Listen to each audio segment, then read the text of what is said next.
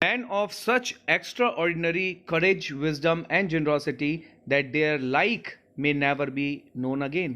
तो जितने महान ये लोग थे, इनके अंदर जो करेज था, विजडम था, जनरॉसिटी थी, ऐसी लाइकिंग, ऐसे लोग जो जिनके अंदर ये सारे कैरेक्टर्स हों, वो कभी भी जाने नहीं जाएंगे. ऐसे लोग जो हैं वो शायद कभी पैदा ना हों. परहैप्स इतनी अच्छी क्वालिटी के पीछे जो कारण बताया है, नेल्सन मंडेला बताते हैं कि कितनी क्वालिटीज, करेज, विजडम और जनरॉसिटी जैसे जो कैरेक्टर्स अगर उनमें आए तो उसका क्या कारण है. वो बताते हैं, perhaps it required such depth of operation to create such heights of character.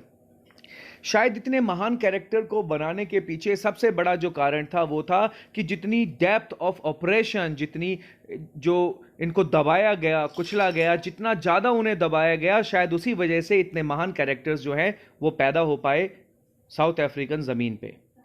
My country is rich in the minerals and James. Nelson Mandela बताते हैं कि मेरी जो कंट्री है वो ज़रूर है, रिच है मिनरल्स में और जेम्स में जो सॉइल के नीचे पाए जाते हैं, लेकिन मेरे पास उससे भी ज्यादा ग्रेटेस्ट वेल्थ जो है वो है, और वो है मेरे लोग.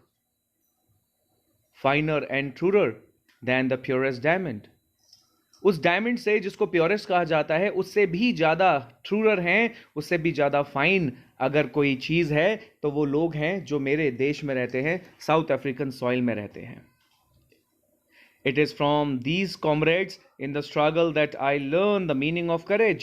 उन्होंने ये करेज कहाँ से सीखा? वो बताते हैं कि ये करेज मैंने उन कॉमरेड से सीखा जिन्होंने स्ट्रगल किया था इस देश की आज़ादी के लिए. और समय और again means time and again I have seen man and women risk and give their lives for an idea. और बार बार समय समय पर जब वो एक रेवोल्यूशन कर रहे थे, जब वो प्रोटेस्ट कर रहे थे against the supremacy of white, तो बार बार वो देख रहे थे किस तरीके से मैन और वीमेन जो हैं वो अपनी लाइफ को रिस्क पर डाल रहे थे, अपनी लाइफ से खेल रहे थे अपने एक छोटे से आइडिया के लिए. और वो आइडिया क्या था? वो था democracy. I have seen man stand up to attacks and tortures without breaking, showing a strength and resilience that defies the imagination. आप इमेजिन भी नहीं कर सकते हैं कि वो लोग, वो औरतें, वो आदमी जो खड़े थे, उन टॉर्चर्स को झेल रहे थे, उन अटैक्स को झेल रहे थे बिना टूटे. ये शो करता है कि उनके अंदर कितना धैर्य था, कितनी स्ट्रेंथ थी जो आपकी इमेजिनेशन को भी डिफाई कर देती है. बिल्कुल आप इमेजिन नहीं कर सकते कि कितना पेन जो है वो झेल रहे थे, कितनी स्ट्रेंथ उनके अंदर थी, कितना रिसाइलेंस उनके अंदर था, कितनी स्ट्रेंथ उनके अंदर थी. I learned that courage was not the absence of fear, but the triumph over it. ये बहुत इंपॉर्टेंट लाइन है एग्जाम के लिए कि नेल्सन मंडेला कहते हैं कि मैंने ये जो करेज है was not the absence of fear. उन्होंने ये सीखा कि ये जो करेज होता है ये एब्सेंस ऑफ फियर नहीं है. इसका मतलब हर आदमी के अंदर फियर होता है, और करेज का मतलब ये नहीं है कि आपके अंदर फियर ना हो. आपके एग्ज़ाम, आपके एक स्पीच कंपटीशन है और आप स्टेज पर नहीं गए, आपने अप्लाई नहीं किया, ट्राई नहीं किया, पार्टिसिपेट नहीं किया, तो आपने सोचा कि आपको डर नहीं है. नहीं, असली करेज जो है वो ये नहीं होता कि आपके अंदर, आप गए ही नहीं तो आप बोलेंगे मैं तो करेजियस हूँ, मैं गया ही नहीं पार्टिसिपेट करने. करेज का मतलब क्या है कि आप जब अपने उस डर पे काबू कर लेते हैं, जब आप उस डर को जीत लेते हैं, तो उसे हम क्या कहते हैं? उसे हम कहते हैं ट्रायम्फ. अ करेजियस मैन, ट्रायम्फ कहते हैं मतलब जीत, और करेजियस मैन मीन्स एक बहादुर आदमी, एक ब्रेव आदमी. यही होता है. The brave man is not he who does not feel afraid. एक ब्रेव मैन वो नहीं होता जिसको डर ना लगे. इसका मतलब ब्रेव मैन जो है उसको डर लगता है, but he who conquers that fear. लेकिन ब्रेव मैन वो होता है जो डर पे काबू करे, डर को जीत ले. वही जो है असली ब्रेव मैन होता है. वो नहीं होता जिसको डर नहीं लगता. हर ब्रेव मैन को डर लगता है, लेकिन ब्रेव मैन क्या करता है? वो लड़ता है अपने डर से. No one is born hating another person because of the colour of his skin और हिज बैकग्राउंड और हिज रिलीजन. किसी भी बच्चे को, किसी भी ह्यूमन को जो पैदा हुआ है, बचपन से ही नहीं सिखाया जाता कि आप किसी को भी डिस्क्रिमिनेट करो on the basis of colour, on the basis of skin, on the basis of background, on the basis of religion. People must learn to hate and if they can learn to hate they can be taught to love. बड़ी प्यारी line उन्होंने बोली है कि वो लोग जिनको hate करना सिखाया जाता है उनको बड़ी आसानी से क्या सिखाया जा सकता है, उन्हें प्यार करना भी सिखाया जा सकता है। और उसका रीज़न क्या देते हैं, for love comes more naturally to human heart than its opposite. क्योंकि प्यार जो है वो ह्यूमन आदमी आसानी से समझ लेता है। किसी दुश्मन को भी अगर आप प्यार से बात करेंगे तो वो जल्दी समझ जाएगा। इसका मतलब ह्यूमन नेचर के अंदर प्यार आसानी से एब्जॉर्ब हो जाता है, आसानी से वो उसे एक्सेप्ट कर लेता है, बजाय उसके अपोजिट मतलब हेटरेट के। Even in the grimmest time in prison, Nelson Mandela जो है अपना एग्जाम्पल देते हैं और बताते हैं कि जब मैं बहुत दुखी समय गुजार रहा था प्रिजन में, when my comrades and I were pushed to our limits, और जब हम लोगों को बहुत ज़्यादा टॉर्चर दिया जा रहा था, अनबियरेबल पेन जो है हमें झेलने को मिल रहा था, मैं देख सकता था एक चमक ऑफ ह्यूमैनिटी, एक ग्लिमर ऑफ ह्यूमैनिटी, एक चमक जो है मानवता की उन गार्ड्स के अंदर, perhaps just for a second. तो वो गार्ड्स जो उन्हें पीटते थे, जो उन्हें टॉर्चर देते थे, उनके अंदर भी एक चमक थी ह्यूमैनिटी की, चाहे वो एक सेकंड के लिए हो, but it was enough to reassure me. लेकिन वो काफ़ी थी मुझे रीश्योर करने के लिए कि मुझे अभी लड़ाई अपनी जारी रखनी है, अपनी लड़ाई जो है मुझे कंटिन्यू रखनी है। Man's goodness is a flame that can be hidden but never extinguished. Nelson Mandela एक बहुत प्यारी लाइन बोलते हैं और ये हम सब के अंदर है। अगर कोई आदमी बहुत नेगेटिव वाला है लेकिन उसके अंदर फिर भी कहीं ना कहीं एक अच्छाई छुपी होती है, चाहे वो उसकी फैमिली के प्रति क्यों ना हो। और उसी तरीके से एक आदमी के अंदर हमेशा एक फ्लेम जलती रहती है अच्छाई की, हम उसे छुपा सकते हैं लेकिन उसे कभी ख़त्म नहीं कर सकते। तो इस तरीके से यहाँ पर समझाया गया है। उसके बाद सबसे इंटरेस्टिंग जो एग्ज़ाम के लिए हमारी लाइन आती हैं वो यहाँ से शुरू होती हैं। In life every man has twin obligations. तो ज़िंदगी में हर आदमी के दो रिस्पॉन्सिबिलिटीज़ होती हैं। नॉर्मली हम कहते हैं कि हम अपनी फैमिली के प्रति बहुत रिस्पॉन्सिबल हैं, हमारी ड्यूटीज़ हैं, ऑब्लिगेशन एज इन ड्यूटीज़ हैं हमारी फैमिली के प्रति। लेकिन एक और ड्यूटी जो है मानी जाती है और वो होती है हमारे देश के प्रति। तो ये एक कॉमन जर्नल कॉन्सेप्ट है जो हम लेकर चलते हैं।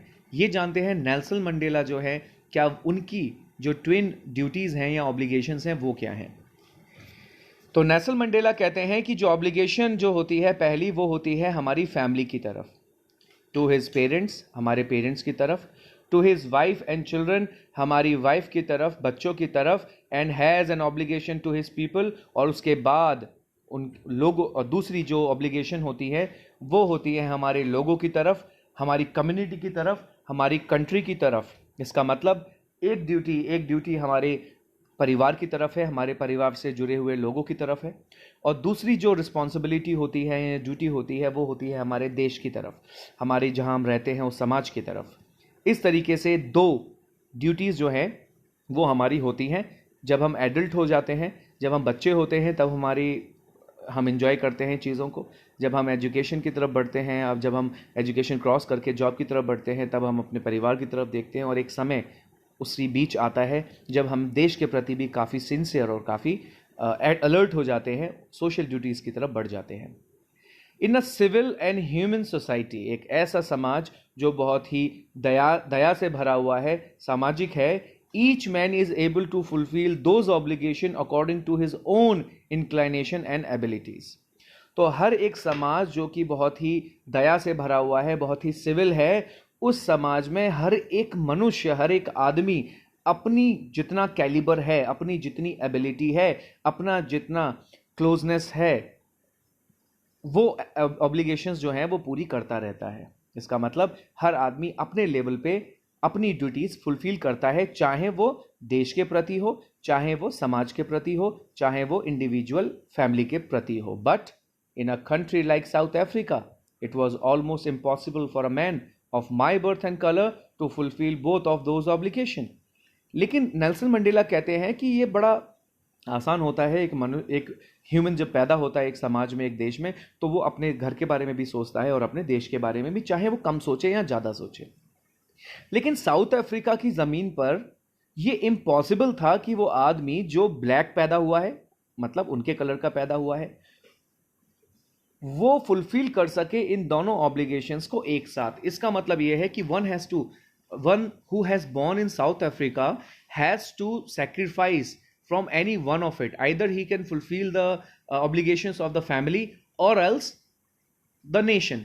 तो कोई दो में से उनको किसी एक को चुनना होता था. उसका रीजन बताएंगे क्यों. देखिए इंपॉर्टेंट हो गया. ये ऑलमोस्ट इम्पॉसिबल था एक आदमी के लिए जो उसके बर्थ का हो, उस कलर का हो, कि वो दोनों ऑब्लिगेशंस को पूरा कर सके. इन साउथ अफ्रीका वो आदमी जो उस कलर का था, who attempt to live as a human being was punished and isolated. अगर कोई आदमी as a human being, as a normal human being जीना चाहता था तो उसे पनिश किया जाता था और उसे एक ही जगह पर बांध कर रख दिया जाता था, आइसोलेट कर दिया जाता था. For example, the blacks were not allowed to enter into the regions which were occupied by the white people. इसका मतलब ब्लैक जो है उनको सीमित कर दिया गया था. अगर आप हिस्ट्री में जाएं तो they were not allowed to go to the beaches which were allotted to the white people. It means the white people were, the black people were separated और segregated from the white people. Means they were not allowed to the areas where the white people use to live. तो ये एक problem थी, तो उन्हें isolate कर दिया गया. They were not provided with the facilities they are suppose to be. At least the fundamental facilities जो है वो प्रोवाइड होनी चाहिए थी, वो भी प्रोवाइड नहीं थी. तो इस तरीके से एक ह्यूमन बीइंग की तौर पे भी वहां पर जीना इम्पॉसिबल था, क्योंकि उसे गुजरना पड़ता था पनिशमेंट से और आइसोलेशन से. In South Africa, a man who tried to fulfil his duty to his people was inevitably ripped from his family. और अगर कोई एक आदमी कोशिश करे कि लोगों के प्रति, अपने देश के प्रति अपनी ड्यूटीज को निभाए, तो उसे घर से ही, उसकी फैमिली से ही दूर कर दिया जाता था. क्यों? क्योंकि वो वाइट लोग पसंद नहीं करते थे, तो वो लोग उन्हें जेल में डालने. तो ये लोग क्या करते थे, the black people, they used to run away from the family and they lived in an exile. तो वो एग्जाइल जो है उसमें जिया करते थे. तो बेचारों को अपनी फैमिली से क्या करना पड़ता था, दूर जाना पड़ता था. A man who tried to fulfil his duty to his people was inevitably ripped from his family. उसे फैमिली से दूर कर दिया जाता था, एंड हिज होम, और अपने घर से भी, and was forced to live in a life apart, twilight existence of secrecy and rebellion. और उसके बाद उसे एक ऐसे अंधेरे में जिंदगी गुजारनी पड़ती थी, ऐसी शाम में जो सीक्रेसी से गुजरती थी, चोरी छुपके, और रिबेलियन की तरह, द्रोही की तरह, विद्रोही की तरह उसे जिंदगी गुजारनी पड़ती थी. क्योंकि वाइट लोग, they never wanted the black people to rebel, to behave like rebellions. और those whosoever tried to be a rebel, they used to do what, they used to imprison them और throw them out of the society और their places. I did not in the beginning choose to place my people above my family. Nelson Mandela कहते हैं, when इनकी life में जब बदलाव आ रहे थे, उससे पहले जब वो एक यंग मैन थे, उन्होंने अपनी फैमिली को हमेशा आगे रखा और अपने देश को उन्हें इतना एम्फसाइज या सर्व करने की उनकी कोई ऐसी मंशा नहीं थी.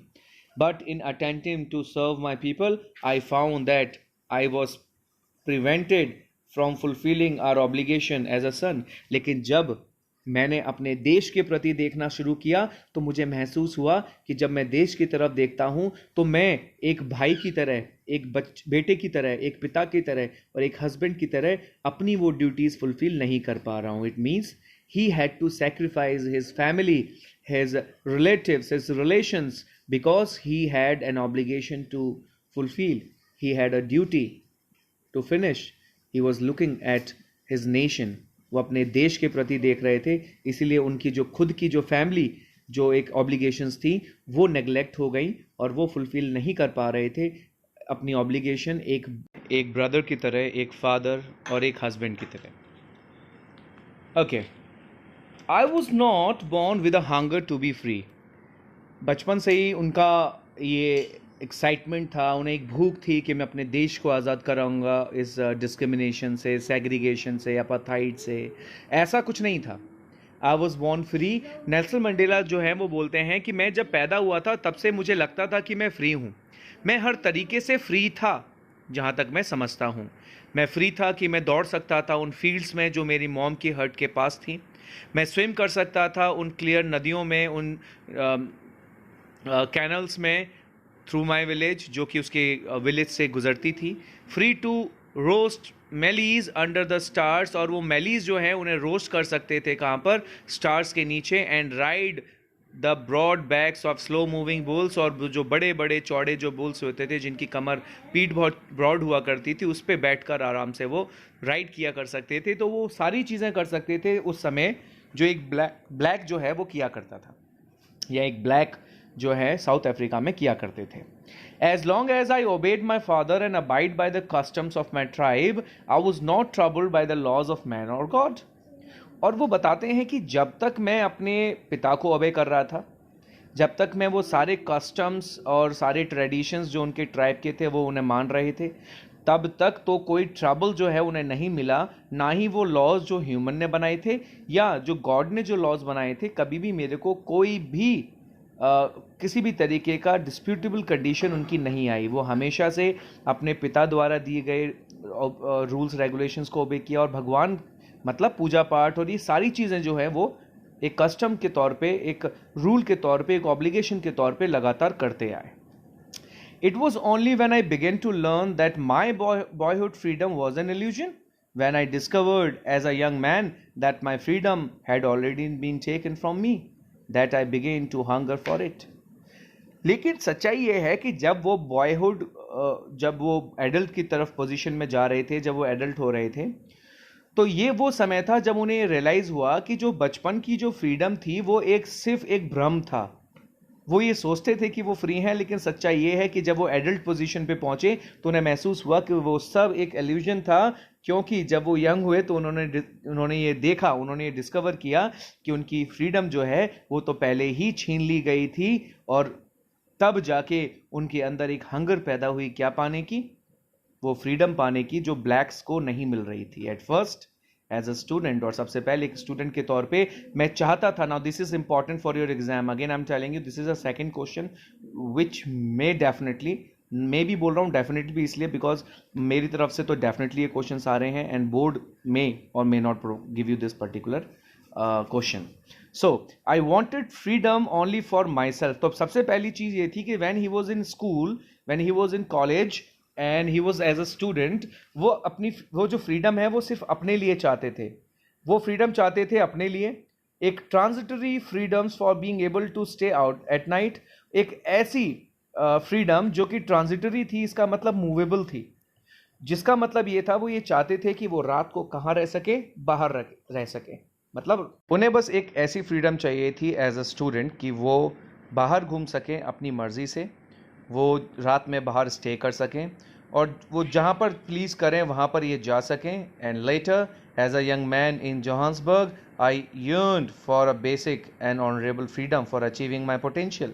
और जब वो कॉलेज से वापस आए, जब ये जोहान्सबर्ग से पढ़ के आए, तो वो सिर्फ इतना उम्मीद कर रहे थे कि उन्हें कुछ बेसिक और ऑनरेबल फ्रीडम जो है वो मिल सके, जो बेसिक फ्रीडम जो सबको मिलनी चाहिए. और वो क्या थी कि इतना पढ़ने के बाद वो अपने पोटेंशियल को अचीव कर सकें, अपनी एक्सट्रीम नॉलेज को हासिल कर सकें, अर्निंग माई कीप में अपने जो पैसा वो कमा सकते थे, जॉब वो करना चाहते थे उनको वो मेंटेन कर सकें, marrying and having a family, वो शादी कर सके और उनके पास उनकी खुद की फैमिली हो. The freedom not to be obstructed in a lawful life, और एक ऐसी ज़िंदगी जो बहुत लॉफुल चल रही थी बिना किसी परेशानी के, उसमें किसी भी तरीके का बंधन या ऑब्स्ट्रक्शन, ऑब्स्ट्रक्ट मतलब होता है रुकावट जो है वो ना हो, ऐसी फ्रीडम वो चाहते थे. तो बेसिकली वाइट लोग जो हैं, जो वाइट पीपल थे और वाइट अफ्रीकन्स थे, वो नहीं चाहते थे कि ब्लैक जो हैं वो ऑनरेबल लाइफ जी सकें, ब्लैक अपने पोटेंशियल को हासिल कर सकें, वो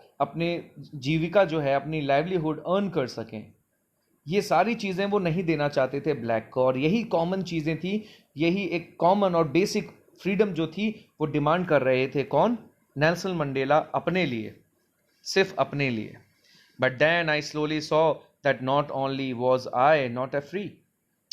लेकिन उनको बाद स्लोली उन्हें ये समझ में आया, उन्होंने ये देखा कि वो अकेले नहीं थे जो इन फ्रीडम से डिप्राइव्ड थे, इन फ्रीडम्स को वो नहीं पा पाए. But my brothers and sisters was not free. उन्हें रियलाइज हुआ कि वो जो ब्रदर्स थे, वो जो सिस्टर्स थी उनकी, वो जो ब्लैक ब्रदर्स और सिस्टर्स थे, वो भी इन फ्रीडम से डिप्राइव्ड हैं.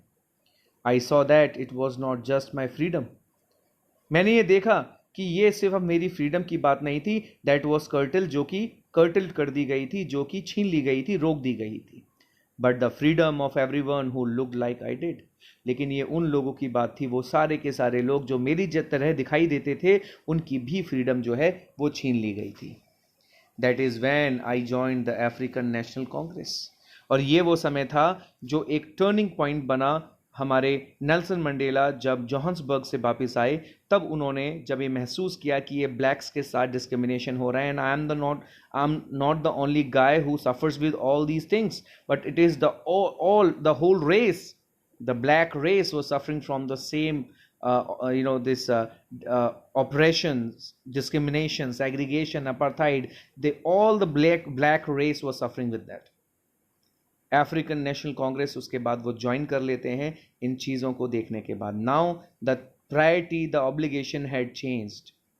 Now he was not looking at the obligation towards his family, towards his friends.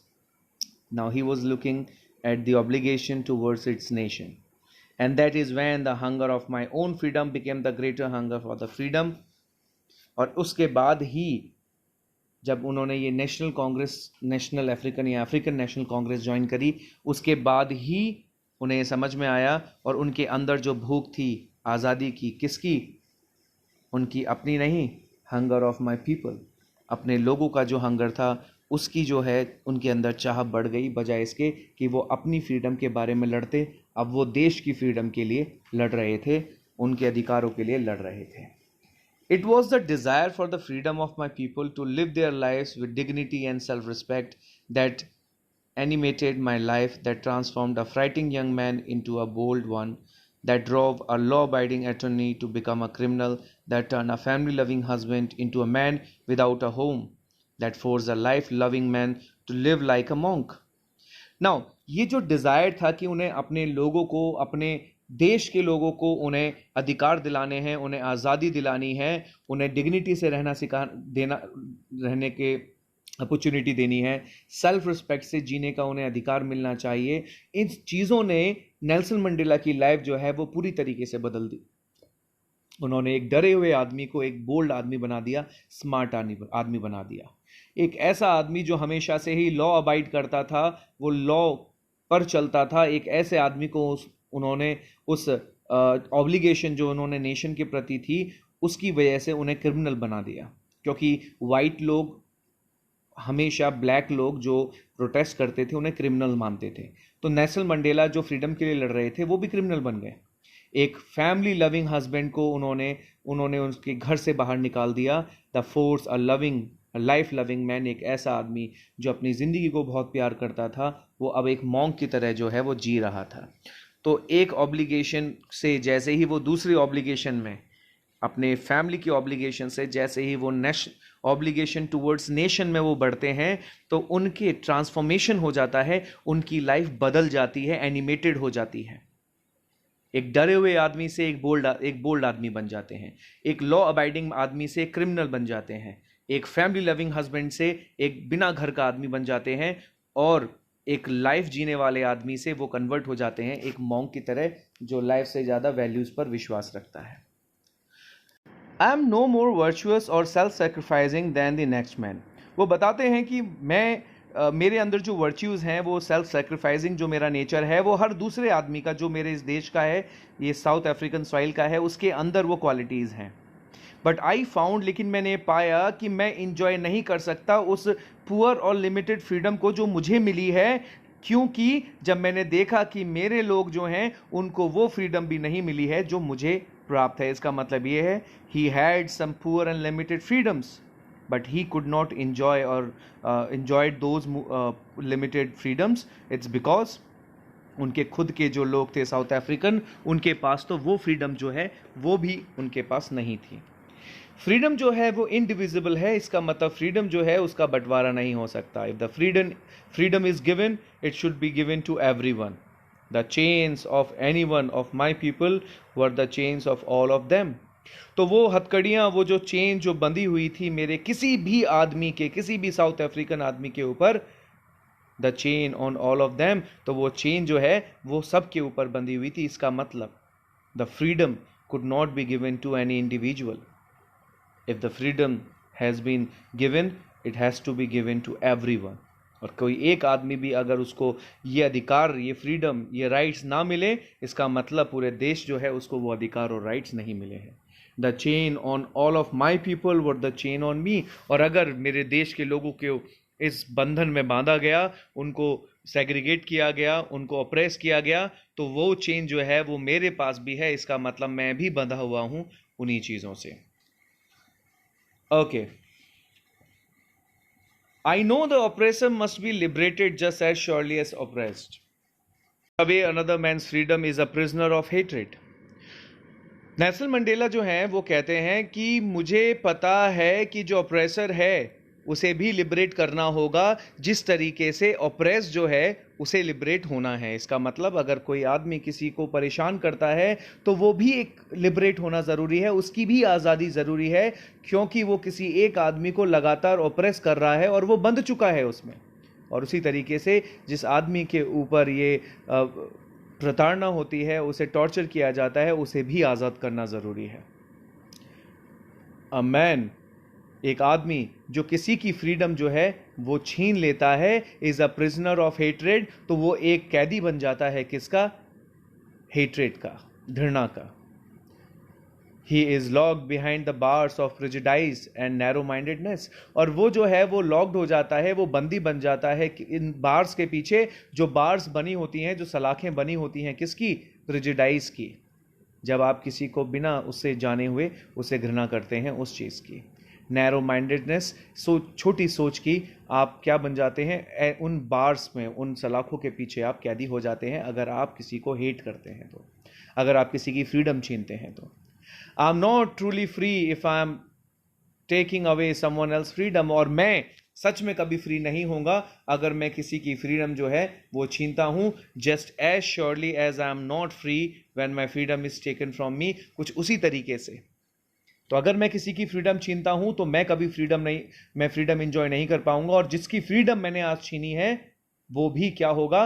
वो भी कभी उस फ्रीडम जो है एंजॉय नहीं कर पाएगा, जैसे मेरे साथ हुआ।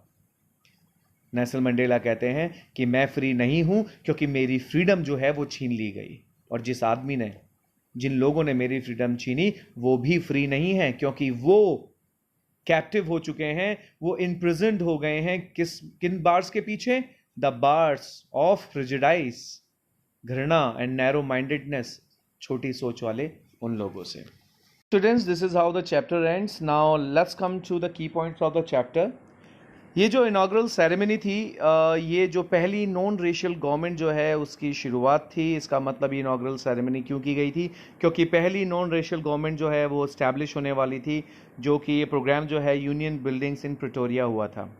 पॉलिटिशियंस और डिग्निटरीज ऑफ 140 कंट्रीज़ जो है उन्होंने यहाँ पर सेरेमनी में पार्टिसिपेट किया था और अटेंड किया था। नेल्सन मंडेला जो है उन्होंने as a first president of republic of South Africa जो है उन्होंने ओथ ली थी, उन्होंने कसम खाई थी। फॉर डिकेड साउथ अफ्रीका जो है वो सुप्रीमेसी किसकी थी? वाइट की थी। वाइट सुप्रीमेसी जो है उन्होंने decades from so many years और डिकेड्स जो हैं उन्होंने राज किया था साउथ अफ्रीका पे। जो ब्लैक्स थे उन्हें कंसिडर किया जाता था लॉलेस। इसका मतलब यही है कि उन लोगों को out of the civilise society से रखा जाता था। They were out of the civilise society, they had no rules, they were not taken seriously at all. Their victories over apartheid was a common victory for justice, peace and freedom. Nelson Mandela अपनी जो speech है उनमें कहते हैं कि ये जो victory हमारी हुई है अपार्थाइड के ऊपर, ये विक्ट्री सिर्फ एक किसी कॉमन आदमी की नहीं है, ये विक्ट्री है उस हर आदमी पे जो इस दुनिया में रहता है, इस देश में रहता है। ये विक्ट्री है जस्टिस की, पीस की और फ्रीडम की। नेल्सन मंडेला जो है वो सेंस ऑफ हिस्ट्री को याद करते हैं और काफ़ी इमोशनल हो जाते हैं, क्योंकि उन्हें पता है कि ये जो जैसे समाज में ये रह रहे थे, वो समाज कितना अजीब था, कितना हार्श था ब्लैक लोगों के ऊपर। जो सोसाइटी थी वो जो बनी थी on the racial discrimination was the harshest and most inhuman society in the world. तो ये जो समाज बना था वो किस पे बना था? रेशियल डिस्क्रिमिनेशन पे बना था। It means the whole South Africa was divided into 2 races, the black and the white. और इस वजह से ये समाज इनह्यूमन हो चुका था, बहुत ही क्रूअल और ब्रूटल जो है वो समाज बना था। The decades of operation and exploitation of the black produce heroes. तो जो डिकेड्स गुजरे और जिसमें हमारे साउथ अफ्रीकन लोगों ने नेल्सन मंडेला के पहले और उनके समय के जितने भी लीडर्स ने जो ऑपरेशन झेला, जो एक्सप्लोटेशन झेला, जैसे कि ग्रेट लीडर्स हुए थैम्बो, सिस्लूज और जितने भी साउथ अफ्रीकन लीडर्स थे, इन्होंने काफ़ी इंपॉर्टेंट पार्टिसिपेशन जो है वो अपना प्रेजेंट किया। Mandala learn the meaning of courage from such brave comrades. अभी उनमें अचानक ये करेज नहीं आया या सिर्फ वही करेजियस नहीं थे, जैसा मैंने बताया चैप्टर के एक्सप्लेनेशन में, there were so many other people who were really courageous and he learn the meaning of courage from those great leaders, from comrades, those who were ready to sacrifice their lifes. वो तैयार थे अपनी life को sacrifice करने के लिए। They were ready to bear the hardship of life and the struggle. उसके बाद जो है नेल्सन मंडेला बताते हैं कि हर आदमी की जिंदगी में दो ट्विन ऑब्लिगेशंस होती हैं, रिस्पॉन्सिबिलिटीज होती हैं, एक अपनी फैमिली की तरफ और दूसरी अपनी कंट्री की तरफ। अगर कोई ब्लैक जो है वो कोशिश किया करता था एक फ्री ह्यूमन बीइंग की तरह जीने की कोशिश किया करता था, तो उसे पनिश किया जाता था, उसे आइसोलेट किया जाता था उसकी फैमिली से और कम्युनिटी से। इसका मतलब यह है कि if any black try to protest against those who were depriving, those who were oppressing them, तो वो लोगों को ज़बरदस्ती उनके घरों से भागना पड़ता था, अपने समाज से आइसोलेट रहना पड़ता था, क्योंकि वाइट जो है उनके सर्च में उनको ढूंढने के लिए घुमा करते थे। तो बेसिकली जो ब्लैक लोग थे, अगर वो फ्री ह्यूमन बीइंग की तरह जीना चाहते थे तो उन्हें पनिश किया जाता था, उन्हें आइसोलेट किया जाता था। और कहाँ से वो आइसोलेट होते थे? अपनी फैमिली से, अपनी कम्युनिटी से। मंडेला जो है वो रियलाइज करते हैं that not only he but his brothers and sisters were deprived of freedom. Mandela जो है वो रियलाइज करते हैं कि सिर्फ वही ऐसे नहीं थे जिनकी फ्रीडम छीनी गई थी। ये तब रियलाइज हुए जब वो एडल्ट हुए, जब वो जोहान्सबर्ग से वापस आए, तब उन्हें रियलाइज हुआ। और जब उन्होंने अफ्रीकन नेशनल कांग्रेस ज्वाइन करी, तब उन्हें ये रियलाइज हुआ, उनको ये रियलाइज हुआ कि उनकी फ्रीडम ही नहीं बल्कि उनके सारे ब्रदर्स एंड सिस्टर्स जो हैं उनकी फ्रीडम जो है वो छीनी जा रही है।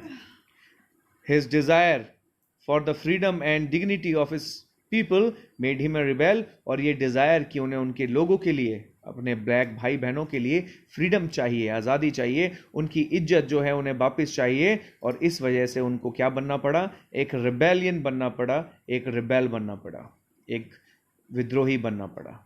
ही realise that freedom is indivisible. और फिर जाके उन्हें रियलाइज हुआ कि फ्रीडम किसी एक की नहीं होती, उसे बांटा नहीं जा सकता। फ्रीडम पूरे देश की होती है, हर उस आदमी की होती है जो उस देश में रहता है। Now let's come to the important question for the board exams. We will just discuss these questions and I will give you a brief answers of all these questions, and you can write down the answers and you can show it to me on your YouTube, and I will definitely check. It never happened that I did not reply to anyone. So if you write down the answer, I will make sure that you give a better answer, and if you need any help, assistance, I will definitely provide you through YouTube. Now, how did Mandela's understanding of freedom change with age and experience? So you can say when he was a child, he was enjoying riding the back of the bull and then enjoying the fields near his mother's hut and XYZ. So the freedom means that much. When he was in school and he was in college, he was expecting to go out and there should not be any hindrance in that. He can be out at night and he can choose whatever thing he wants. And when he came from Johannesburg, he want to live a life where he can enjoy his livelihood, means he can earn his livelihood, and then he can marry and he can have profession and XYZ. And when he joined this African National Congress, things changed. Now he was not thinking about the freedom for himself, but he was seeking, or he was fighting for the freedom of his brothers and sisters. So this is what you can write here, and you can use the lines from the text of the book in this chapter. What were the hardships faced by Nelson Mandela in achieving freedom for his people? So you can say about the imprisonment of 30 years and that torture by the guards and all this thing you can mention. Whatever hardship you think he had suffered with, like he has to live in exile, and then he had to choose between his family obligation, twin obligations like family obligation and the obligation toward nation. And what he chose, we know it very well. He had to sacrifice with the obligation of his, as a son, as a brother, as a father, as a husband, and he motivated, or he devoted himself towards the obligation of towards nation, तो उसमें उन्होंने क्या किया वो सारी चीज़ें आप mention कर सकते हैं. Why did Nelson Mandela feel that both the oppressor and the oppressed are robbed in their humanity and hence both of them must be liberated? So as I told you earlier कि जब मैं किसी को दुखी करता हूँ, मैं आप ये नहीं लिखेंगे, मैं आपको समझा रहा हूँ इस क्वेश्चन में क्या पूछा गया है और उसका आंसर क्या होगा. जब मैं किसी को दुखी करता हूँ तो मेरा दिमाग हमेशा ये सोचने में लगा रहता है कि मैं उसे कैसे और ज़्यादा दुखी करूं, और जो आदमी दुखी हो रहा है वो अपने आप में भी दुखी है, तो इसका मतलब दोनों ही फंस चुके हैं, दोनों ही उस एक चेन में फंस चुके हैं जहां पर ऑपरेसर जो दूसरे को दबाता है, दूसरे को परेशान करता है, वो भी उसकी भी ह्यूमैनिटी खत्म हो चुकी है, और जो बेचारा दब रहा है, जो प्रेस्ड है, उसकी भी जो है ह्यूमैनिटी जो है वो कहीं ना कहीं ख़त्म हो जाती है. और दोनों को लिबरेट करना ज़रूरी है, दोनों को आज़ाद करना ज़रूरी है एक दूसरे से, उनकी उस सोच से. When did Mandela's hunger for self turn into a hunger for freedom for all these people? So when he was in college, when he came from Johannesburg, and when he was in college, he was self-centered. When he came from Johannesburg and got married, so his obligation was towards his family as a husband, as a father.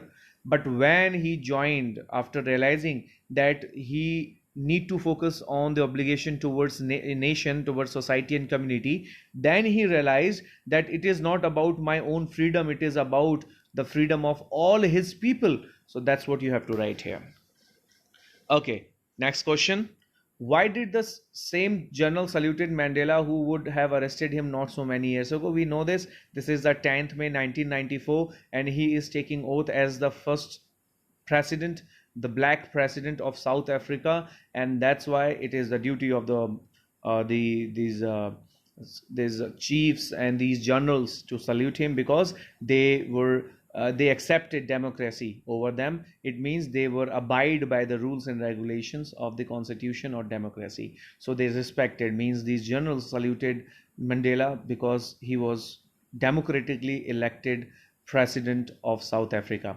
What did the playing of two national anthems symbolize? It means there were differences between white and blacks, but Nelson Mandela hopes that one day they will learn their lyrics by heart, and then this country will be united.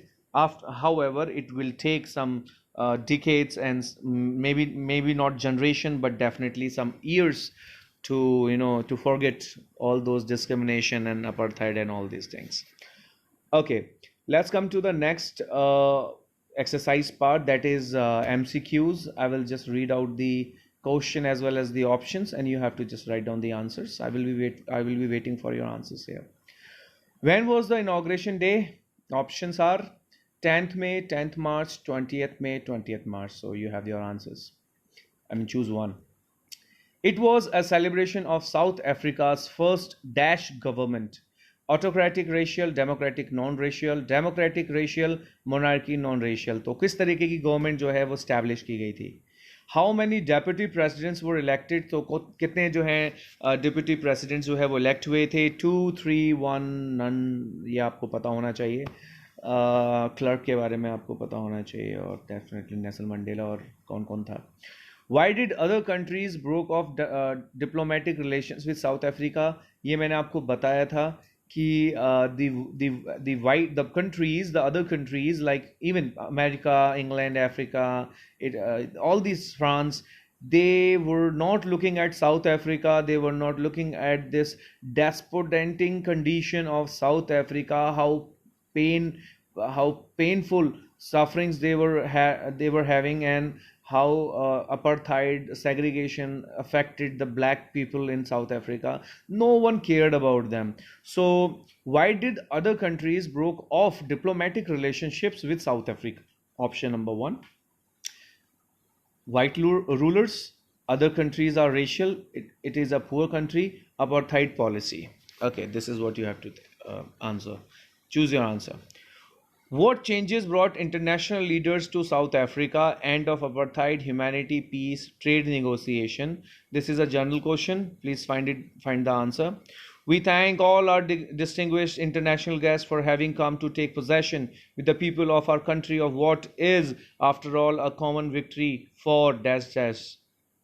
Options are justice, peace, Human dignity. This is a line from the chapter. Please find it out. Yeah, all of the above. What was it that the nation need to be liberated from? Poverty, gender discrimination, deprivation, all of the above. We have achieved our political emancipation. What is the meaning of emancipation? Freedom from restrictions, enslavement, slavery, both A and B. The spectacular array of South African jet was a display of military precision, military loyalty to democracy, both 1 and 2 and none of the above. Very interesting question. Question number 10. What colors does the new South African flag possess? So that depends. If you can remember the flames or the colors which were scattered by those aeroplanes, so you can easily remember. Black. The option 1 is black, red, green, blue, and gold. B is black, red, yellow, blue, gold. C is orange, black, yellow, blue, silver. And D is black, blue, violet, saffron, green. So you can choose your answer. Question number 11. The structure they created formed the basis of one of the harshest, most inhuman society the world has ever known. What structure is Mandela talking about? Very important question. जब वो ये बोलते हैं कि एक हार्सेस्ट inhuman एक ऐसा समाज क्रिएट हो गया, एक ऐसा स्ट्रक्चर क्रिएट किया गया, तो what structure he is talking about? Racial dominance against the black skinned, poverty and suffering, discrimination against the poor, operation of women. इनमें से कौन सा ऑप्शन जो है वो सही है स्ट्रक्चर को जो एक्सप्लेन कर रहा है? Whom did Mandela wanted to thank but could not. तो वो किन को थैंक यू कहना चाहता है लेकिन नहीं कह पाए? अपनी फैमिली को, वाइट रूलर्स को, अफ्रीकन पैट्रियट्स को जो अब जिंदा नहीं है, या मिलिट्री को? What unintended effect did the decades of oppression and brutality had? तो अनइंटेंडेड इफेक्ट क्या पड़ा उसका, मतलब ना चाहा इफेक्ट क्या पड़ा था उस ऑपरेशन का और ब्रुटैलिटी का? Created man of extraordinary courage, wisdom and generosity, poverty and suffering, boycott from foreign nations, both 2 and 3. According to Mandela, what is the greatest wealth of a nation? Minerals, gems, diamonds, their people. What did Mandela learn about courage? It is absence of fear. It is the triumph over fear, both first and second, none of the above. Okay. So students, we have successfully completed this particular chapter, and in my earlier video you have the first part of this chapter, and this particular is the second. So if you haven't gone through that particular section, please go through that. And one more thing, इस chapter में कुछ चीज़ें ऐसी हैं जो आपको history की तरफ ले जाएंगी. So if you are really interested to know more about South African struggle for independence and democracy, please go through that. मुझे बहुत कुछ पता है, but in this poem, because I am not your SST teacher right now, जो मैं थोड़ी देर बाद definitely I will plan for some SST lessons, but मैं ये प्लान कर रहा हूँ कि अभी आपको जो मिलना चाहिए वो मैं आपको प्रोवाइड कर दूँ. गलती बोल दी मैंने, मैं तो भैया SST ये तो स्कूल में भी जानी है, तो फिर मैं क्या करूँ? लेकिन मैं बोल सकता हूँ क्योंकि ट्यूशन्स आ सकते हैं, चांसेस बन रहे हैं इससे.